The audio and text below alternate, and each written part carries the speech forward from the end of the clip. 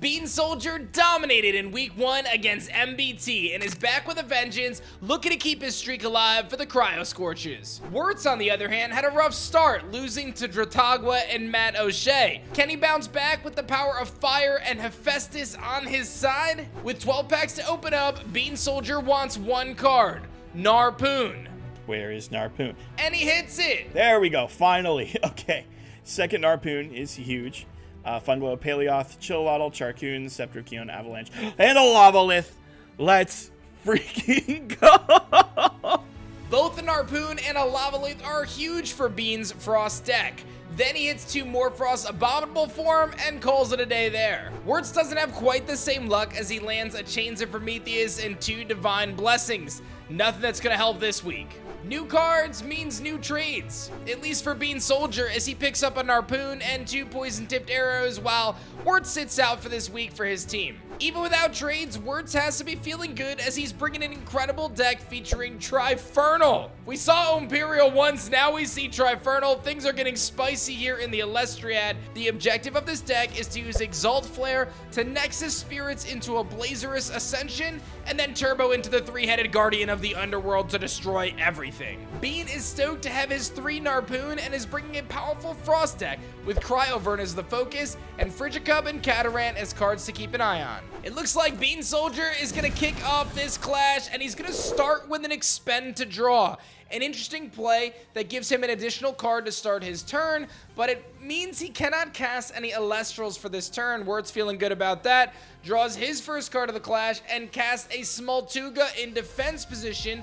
Gonna be immediately met with a poison-tipped arrow, as Bean does not want to deal with that massive 5 defense stat that Smoltuga sports. But if you're Werts, you gotta be feeling good. You get to search out any one of your 1-cost Fire Elestrals, most likely a Kinleo, I'm thinking. That's exactly what he's gonna grab.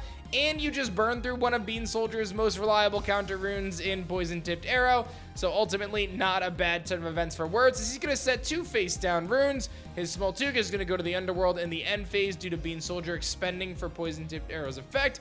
And it's going to pass over to BeanSoldier as he will draw for his turn. Narpoon makes his appearance, much like Smoltuga can search out those Fire Elestrals. Narpoon does the same thing for Bean's deck, but searches out the Frost Elestrals. So he's going to grab his Cryoling, immediately putting the pressure on.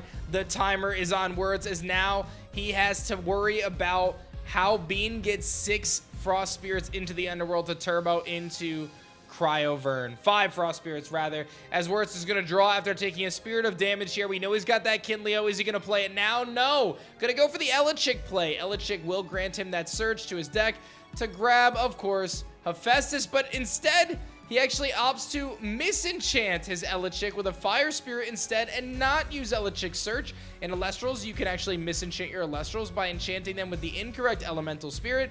That means that they can function on the field as an attacker and defender, but they don't get their effect. So in this case, Elechick does not get its normal cast effect, but rather gets to take advantage of the Volcanic Forge, buffing him to 5 attack, and then ultimately being able to hit over the Narpoon, but it gets stopped by a Shield of Achilles, as BeanSoldier was prepared for that. So some spicy plays on Werts' end, but it sets him back a little bit further. And now Cryoling is here.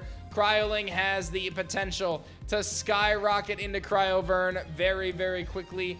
All you need is 5 spirits in the Underworld that are Frost, but Werts gonna be forced to respond with a Gorgon's Gaze. Cannot let this Cryoling ascend into Cryovern, not at this point in the clash. It is far too early, and he needs to get able to set up. He's gonna take 1 Spirit of damage from the Narpoon, and now Werts is gonna be forced to get his Kinleo out there because he has to clear this Cryoling before it can ascend. There's 2 face-down runes on BeanSoldier's end. If he's got a Gorgon's Gaze, he can stop this play in his tracks.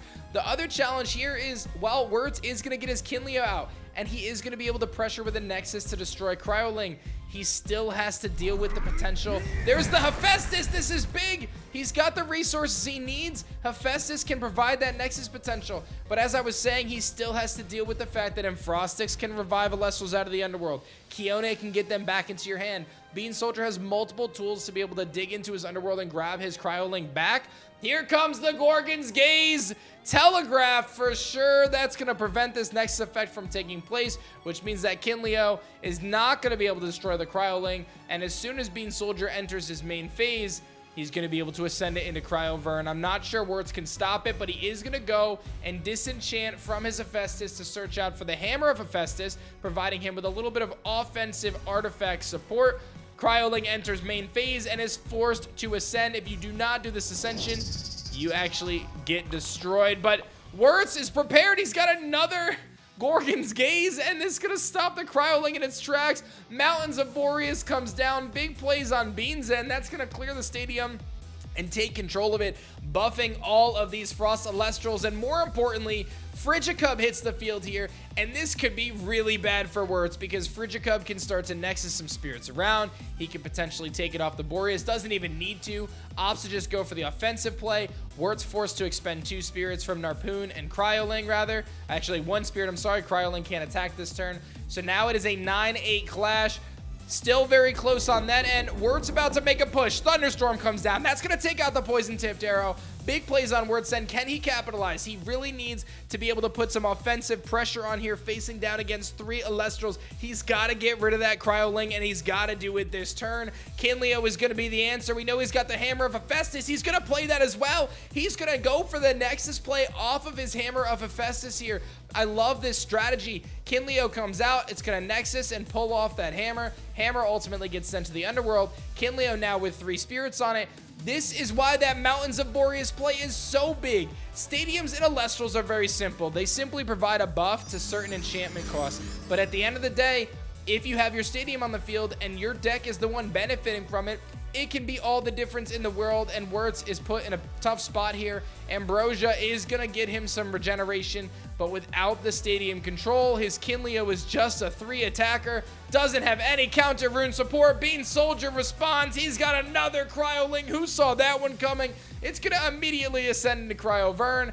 This thing is going to put on so much pressure, and while the Kinleo is a huge offensive threat, without any counter runes to protect it, it's just going to sit there. I am curious, Frigicub, if it's going to use this Nexus effect. He is Nexus off of the Mountains of Boreas onto the Cryovern. Now he gets to actually regenerate an additional spirit onto his Frigicub. And now all of a sudden, he is putting on a tremendous amount of pressure as Frigicub, Narpoon, and Cryovern can all do work. Narpoon can take out the Kinleo. Cryoling is going to be able to deal some damage. Frigicub is going to be able to deal some damage. And ultimately, massive damage traded here from BeanSoldier. I do want to mention that I think that BeanSoldier may have just made an unoptimal play. If the Narpoon took out the Kinleo, then he deals 5 spirits of damage. If the Cryovern takes out the Kinleo, he only deals 4 spirits of damage because of the way spirits differentials matter. So I don't actually quite know what happened there, but just something to note there. The optimal play was for the Narpoon to be the one to take out the Kinleo. Down to just a few spirits left. Elechick hits the field. It's going to crash into the Frigicub, and that's going to be it. Werts is out of this one, ladies and gentlemen. No spirits left, and BeanSoldier wins this with an emphatic 7-0. Got the momentum right out the gates and just piled on his Frost Elestrals. And while Werts almost had a chance to come back, never was able to accelerate to that Blazerus, which he needed so badly. There was a point in that clash where if he had that Exalt Flare and the Blazerus in hand, that could have been a totally different game, but ultimately Bean taking stadium control is what sealed the deal there. Stay tuned for tomorrow. We've got another clash, and pick up some sweet starter decks at shopelestrals.com.